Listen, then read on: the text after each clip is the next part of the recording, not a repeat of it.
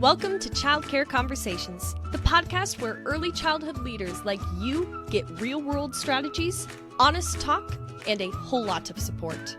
Whether you're running one center or many, we're here to help you lead with confidence and clarity. This episode is brought to you by this quarter's sponsor, Playground, the all-in-one childcare management software. We're all about managing monkeys and saving you time at your center. With this platform, you can. We're proud to partner with a team that's as committed to your success as we are. Learn more at tryplayground.com. Now, let's get into today's conversation, one we think you're really going to love. So welcome to today's episode, and we are so excited to bring Lori Buxton from AELL, also known as the Association of Early Learning Leaders, as our guest. Carrie was still trying to figure out how to get ready, so I apologize for anybody who was watching. But we are so excited to bring Lori on, and she's going to share with us a little bit about, we're going to start with kind of how Lori ended up in early childcare, and then we're going to just talk a little bit about AEL and, have a conversation. Sounds good. So thank you guys so much for having me on. You know, I love you more than my luggage. We have such a good time when we get to hang out together. And so this is fun. And, I was telling Kate and Carrie before, while we were in the virtual green room, how much I love that, that the brand and this whole concept is about conversations, because, that's my favorite thing to do, is have a conversation. And so I'm really excited about this one. So you asked about how I got in this. Well, it was quite by accident, and I didn't intend to stay. I mean, being honest, I went through a pretty rough divorce in the early 2000s, and my younger sister was an assistant director at a childcare center. And I came home to Texas with my little ones with, a broken heart and a broken life. And, I just honestly, I needed a place to land while I figured out what was next for me. And so she said, we need somebody in the 3-year-old room, and you're really good at telling stories, and we can teach you the rest. And I said, okay. She goes, and you get free childcare. I'm like, sold. And so they put me in the 3-year-old room and I've always been really good with children. That wasn't an issue, but I'd not really been with the littles. And so this was going to be a new adventure, other than the ones that I gave birth to. And, that was the extent of my experience. Right. And so I went into that 3-year-old classroom with just so busted up and broken up. And to this day, and it's been so many years later, I still remember what that day felt like. Those kiddos came up to me. They couldn't even remember my name. I was Miss Teacher, and Lori is hard to say, when you're 3.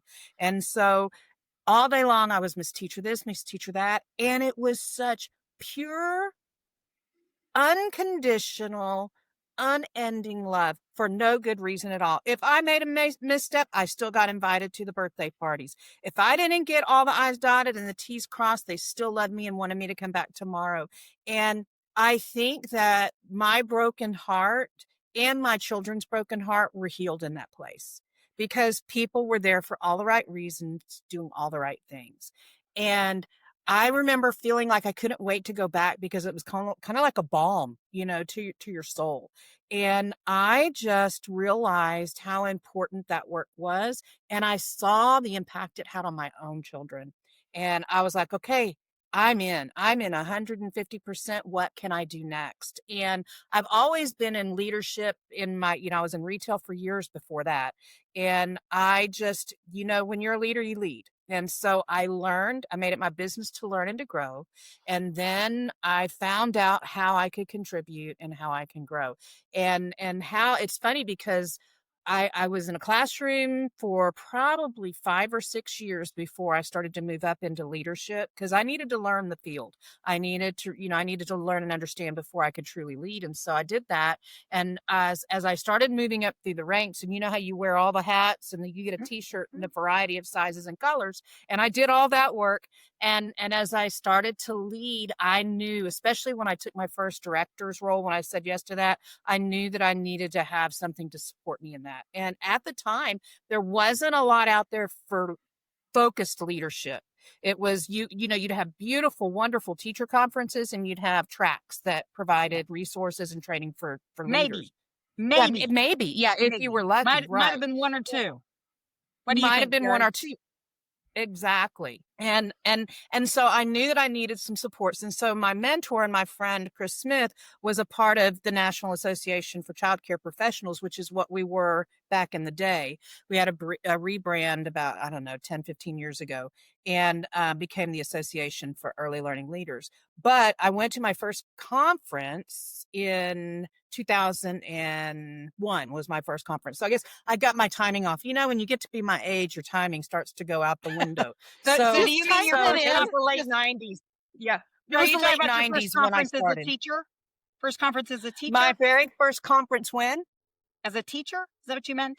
No, this was as a new leader, She All said, right. this is where you go. This is because these people are all about leaders. The whole conference is focused on leaders. You're not just a sidetrack. You're not just anything. You're the whole thing. You're the main focus. And so I showed up, and I was kind of blown away by all of the opportunities I had to learn there. And it wasn't just about education. It was about business. It was about leading people. It was about taking care of resources and understanding the laws and all the things that, you go get your credentials in early education, and they don't always come with the business part. They don't always come with how to do the whole thing, not just the fun part where you get to, educate people. And so I went to that first conference, and I'll tell you, in April, when we're in Reno, I will be celebrating my 25th consecutive conference with the association. Awesome. And yeah, I drank that Kool-Aid, both hands, big cups, and I have been a part of the association. I volunteered for a lot of years, and then I was invited to be on the board. I served on the board for 8 years, and then came off to. I was only actually supposed to fill in for the ED position, and you go to the bathroom and you come back and you have a new job. That's how it works. Yeah, you're not allowed to do that. That's why you got to do it before the meeting. I learned the hard way. Yeah. I absolutely learned that. I also had similar stories.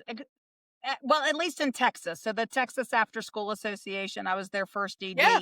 Same kind of thing. Now in Oklahoma, they tried to hire me for one job, and I talked them into having an ED's position because I really didn't want to be an admin assistant. Well done, you. And so, and that was, 22 years ago, before people really worked remote. And I lived in Lawton, Oklahoma, and the job was in Oklahoma City. And I went, how about you get two roles? You get a part-time admin who can stay in your office, and then I'll come up 3 days a week and to work from home 2 days a week. And so that was very creative thinking there.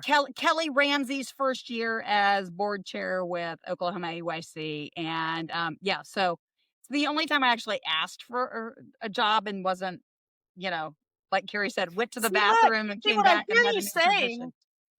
Yeah. So what I hear you saying is that you were kind of on the leading edge. You were an influencer in remote work well before any of us knew what that was. Oh, I mean, I remote worked pretty much for over 30 years before it was a thing. And so like my original cover letters all talk about the fact that I have a home-based office and that I am very used to this kind of work. And because Carrie and I had, our business had an office. I had a publishing company that had a traditional office.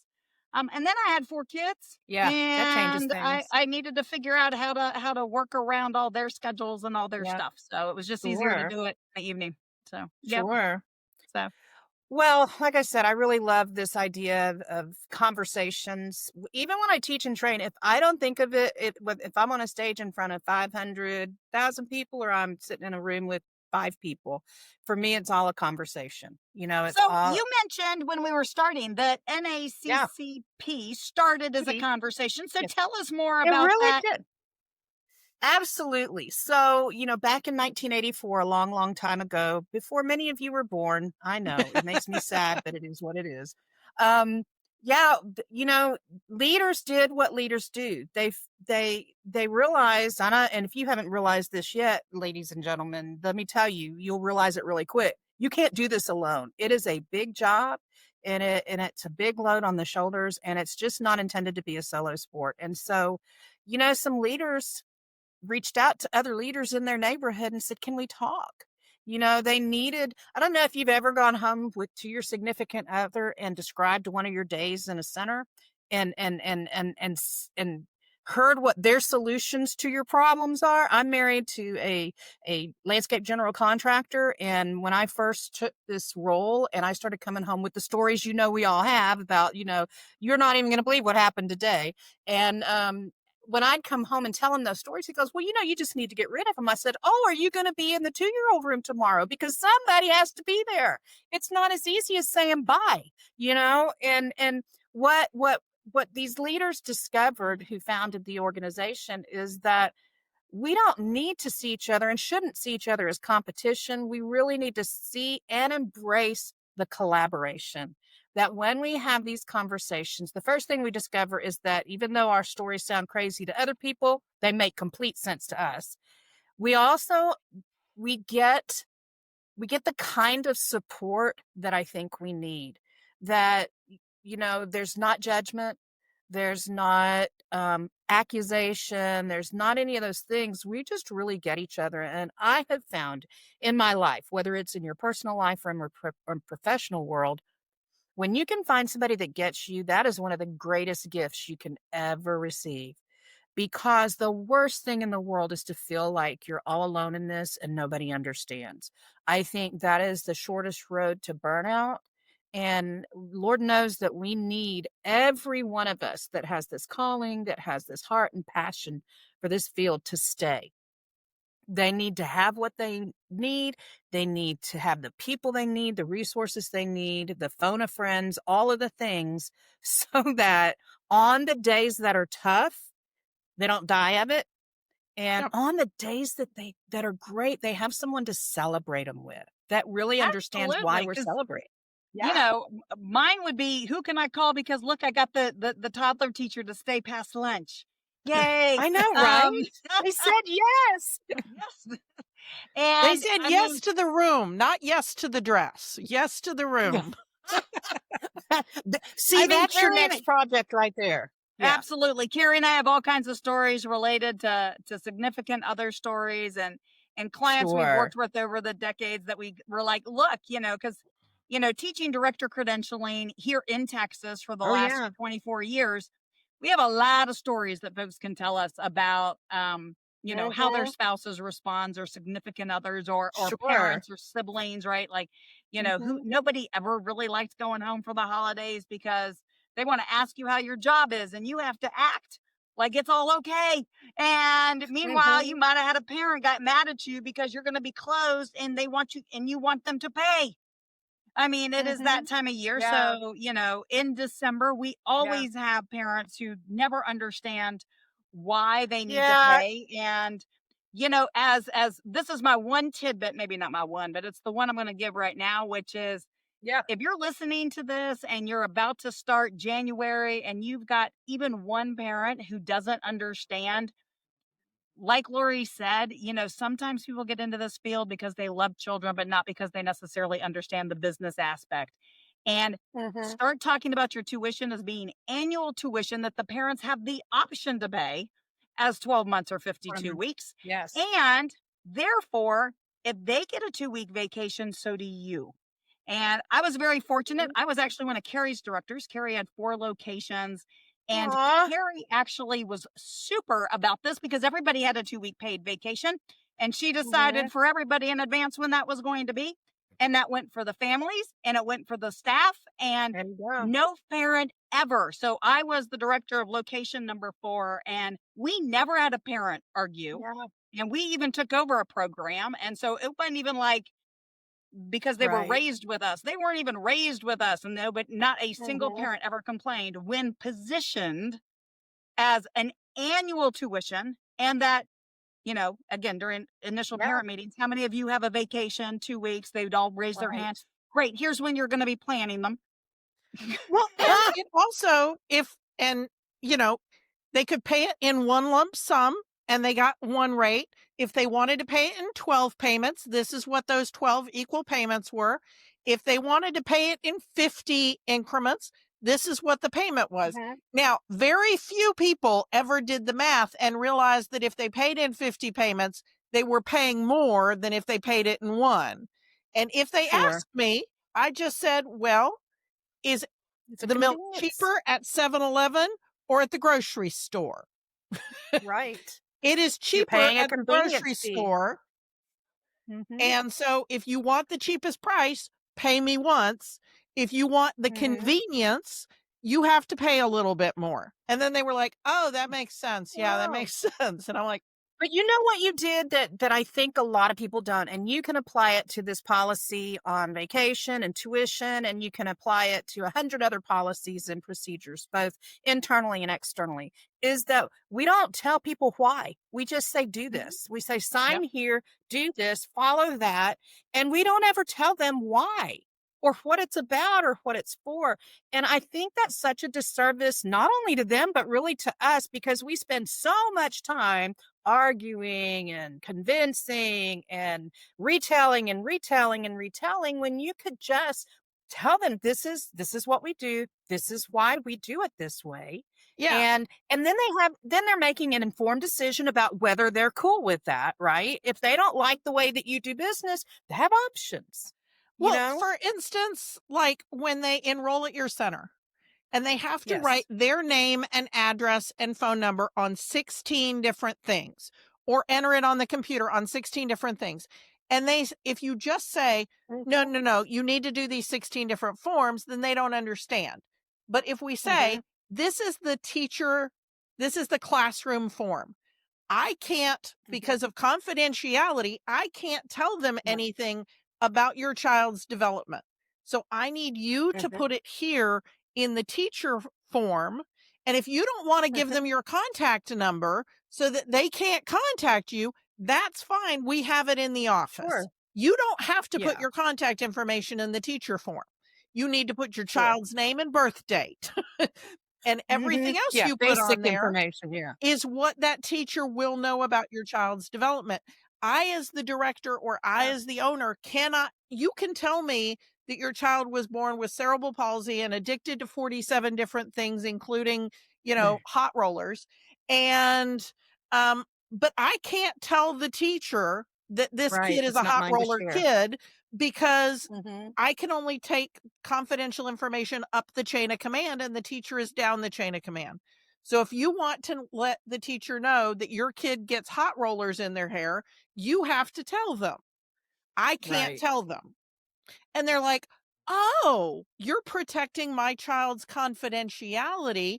That's why I have to fill out one set of forms for the kitchen manager, because we're on the food program, and one set of forms for the teacher, and one set of forms for the state, and one for the school roster, so that the parents can communicate with each other about birthday parties. And the county health forms. Right. So like the list goes on. And that's such a valid point, Carrie, is that sometimes we forget to tell people why. And if you think about that communication skill, that conversation skill that we want every leader to have, whether they are a classroom leader or a leader over multiple classrooms, or they are the director or even head of parents or head of curriculum, whatever leadership title we've given them, we expect them to communicate, but sometimes we forget some of the basics, which is why. And I kind of feel like if a 2-year-old's going to ask you why, assume that parent should have asked you why, and chances are your staff, if you don't tell them why, they're going to make up their own decision on why you need that. Well, in the absence of information, they make it up. And I just wonder, Carrie, how much time you saved from the other 25 conversations that would have happened because they didn't understand why, or the aggravation and what have you, that you saved by doing it that way. And, never underestimate the opportunity to connect, even through the business routine, what have you. If you have presence with that family, with that parent, that grandparent, whomever they are, then you have an opportunity to create a meaningful connection with them that's going to support the relationship moving forward. So these are, it's more than just a task to check off the list. It's an opportunity to be with that family and to connect. And so I think that, and how much do they appreciate you taking the time to explain it? Rather than sit there aggravated because they have to fill out the same form 12 Well, times. and we've lost some of that as we've gone to more digital Sure. and everybody's filling out, oh, I'm going to send you the email with all your forms, right? We've lost some of that there. I've noticed fewer and fewer programs have parent boards and parent specific events. There's a lot of family events, but we have a tendency to kind of forget those parent events. And when now Carrie's vacation time, I will tell you that theory saved so much agony over the years of those programs, because I don't know. Sure. I mean, Lori, as a director, I know you had to schedule vacations, right? Not only do you have your staff vacations, but you got the parents going on vacation and the parents who don't think they should have to pay while they're on vacation and all of that. Right. And now, granted, Carrie's was entirely selfish because, so if you don't know Lori, Carrie and I are cousins, and we have a. Did not know that. I'm learning so many fun things today. But one of the things is that for literally, I don't know, a century, our family has celebrated 4th of July in Wisconsin at this family farm. And so it's always the week of 4th of July. So when Carrie opened her first program, when it was a registered family home, she was always closed the week of 4th of July. Right. And she noticed the parents were always gone the week between Christmas and New Year. So there we go. It was just decided. So I mean, I did have conversations with parents before doing it, and so many of the parents were like, yeah, we either get bonus time or we're scheduled off. So even the people working retail who didn't get the days off between Christmas and New Year's, they were getting paid time and a half, and somebody in their family was available. So it might be Meemaw, That's what I was gonna it might be, whatever, but they were like, yeah, we could probably, that week would probably be okay. So I did do some market research. I wasn't just, I didn't on the July 4th. I was like, the July 4th is happening. But the other one, I was like, should it be spring break or Christmas? And they were like, let's, Christmas, because it's like 6 months. And it allowed people to accrue some more personal time off at their work if they needed that and all of that. Right. And it also allowed the teachers and staff, and especially the teachers and staff, to come back with that sense of joy. And one of the things that literally the whole time Carrie and I have been training that we've wanted folks to remember is that you have a unique opportunity in this job. You get to play, and you have the ability to play. Now, a lot of women and men in leadership in that role don't, right? Like, we schedule ourselves down to the 15 minutes, and we don't schedule in Play-Doh time. We don't schedule in infant snuggles. You're preaching my sermon, girl. I mean, every director would be so much happier if they had every day at 10:30, they had to go snuggle some infant. Now, if you had to put me in a toddler room, we might have an issue. Hey, it's a sweet place to visit, but I couldn't live there. No. Okay, guys, here's the thing. When you're going into a toddler room, I suggest doing it when they're outside on the playground and bringing a spray bottle full of water. Because if you spray water on grass or even on, AstroTurf, snails will just show up. I don't know where they were, but if you spray that little bit of water, the snails just show up, and the toddlers are fascinated by those snails walking around. How fun is that? And it's a real easy way to get some amazing time with toddlers is to get the snails and the roly-polies to come out. Noted. Can't you tell that Carrie was a toddler teacher, Lori? Yeah. Let me just tell you that in my mind, toddler teachers are gifts from heaven.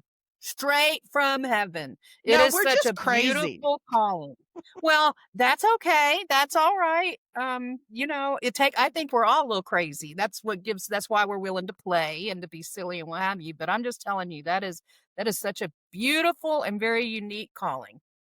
All right. So we can sit here and have this Yeah. conversation all day with Lori, but Lori, why Yeah. don't you take a few minutes and tell folks who are listening who maybe have only heard of AELL, like that you have a Sure. conference or I don't know, some webinars where like, I don't know, people like us are on.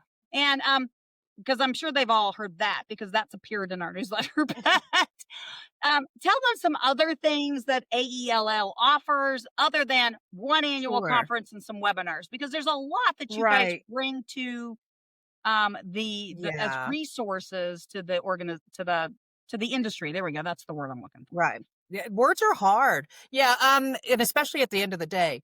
So yes, and I'm so proud to have been a part of developing a lot of this. And what I love is because this was founded by directors, it always kind of has that director's heartbeat, and we don't wander too far from where we came from so that we can stay connected, have our ears and eyes tuned into what leaders need. And so we, as you said, we have the national conference every year, typically in April. We go all over the country, and it's well, it's really a week for me, but 3.5 days for everybody else.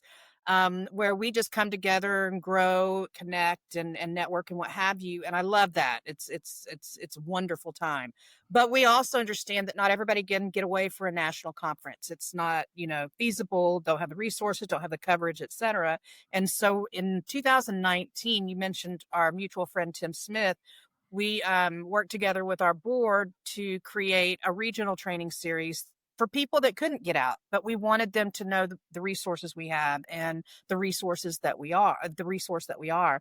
And so LEAD is a regional event where we go out and about. We kind of do it regionally, and it's a Friday, half day Saturday kind of thing. So people don't have to get a long time away from the office, out of work, don't have to go far. And it's a smaller group, which I'll tell you, I wasn't sure how it was going to go. When you start something, you throwing spaghetti at the glass to see what sticks. But this has been so special for us because I think when you come together in a smaller collective, you have different kinds of conversations. You're able to kind of take a deeper dive. You're able to talk more specifically to what's going on in your world, what's going on in your schools, how we can meet those needs, how we can support those needs and what have you. And it has just become our favorite. I love conference, and I'll always love conference. It's where I found, that's how I found this association. But I got to tell you, I love me some LEAD. It is, and with some groups, we've had as many as 100, 125, and sometimes we have 20. And the dynamic is so good because, again, they're coming together with people in their neighborhood, which is nice, because like I said, we need to move past the competition thinking and move into the collaborative space. Because if we all showed up with the best stuff we had on every day of every week, we still couldn't meet all the need. So we need to lock arms, and we need to lock hearts and support our communities and raise good humans, in our schools. And so, and that's what we try to make possible. So through LEAD, we're able to do that in kind of micro groups. And a lot of times that's the first time people have heard about us. They're like, this is our first event. And then that will lead them to find other resources. Like we have a national accreditation platform that is on par with NACCE, NECPA, or anybody else. And we are recognized all over the United States. And one of the things I think that makes us unique is that our approach is we. It's not you're going through accreditation or self-study. It's we're going through it. Our team is there to support. We support teachers and helping them understand the why of accreditation and elevating standards so that it's not just the owner or the director saying we're going to do this. We want them to have the buy-in, and we support those leaders in getting it. So we are very much a we on accreditation. So if you are accredited through another agency, I encourage you to check us out when you come up for renewal. If you're currently accredited with us, then what I'm talking about. And if you have not done accreditation and want to know more, please ask, because that, to me, minimum is never going to be good enough. The standards that the states require or regionals, whatever the makeup is in your particular state, that's the bare minimum that we do to stay open. For any child, a minimum is not enough. We need to always be elevating, always be improving. And so that's what accreditation does. And then, of course, we have the webinars where my friends are frequent guests and bless us with all their knowledge and their wit and their passion. And we have a kind of a special event every January. Yeah. It's called the Executive Invitational Series. And it is designed for owners and executive leaders in early education. And it really that's also conversations, people having conversations about what's going on 100,000 feet. Because if we've been teachers in classrooms, we've been directors, and we've worked for other people, et cetera. And I've got to tell you that we need our owners to be equipped. We need those executives to be well-rounded so that they can support the work we're doing in schools. And that's what the purpose of that event is we bring in business experts, leadership experts that support the work that happens way up here to make sure that policies are right, that best practices are in place, that resources are available, all those things to support strong, healthy early education programs. We are always looking at ways that we can bring things online. We have great relationships with vendors that offer discounts to our schools to ensure that they have the very best in resources. We have great relationships with, other agencies that can support growth and development, both, of your skills as well as your business practices. We have good friends like you guys, that come alongside and partner with us to make sure that every leader is fully equipped, fully empowered, and inspired to do this. Whatever their race is, I don't want us to, get through the finish line just dragging our tired, weary bodies. I want to run through the finish line with my hair on fire, and I want to support every leader to do the same. I think that this is such a unique and incredible calling on our lives. And it breaks my heart when I see somebody burn out. And that's probably my underlying motivation. Well, on that note, I don't think we can end on anything that is more of we all three agree on that. And that is why we do what we do here at ChildCare Conversations and why we do what we do at ECE NAC. And that's why we do what we do in all of these places. So if you enjoyed this show, if you got something you need to share with someone else, please go ahead and share the show. Yes. Like or subscribe or follow, whatever it's called on your podcast player of choice. Remember, you can see our silly faces on YouTube if you would like to.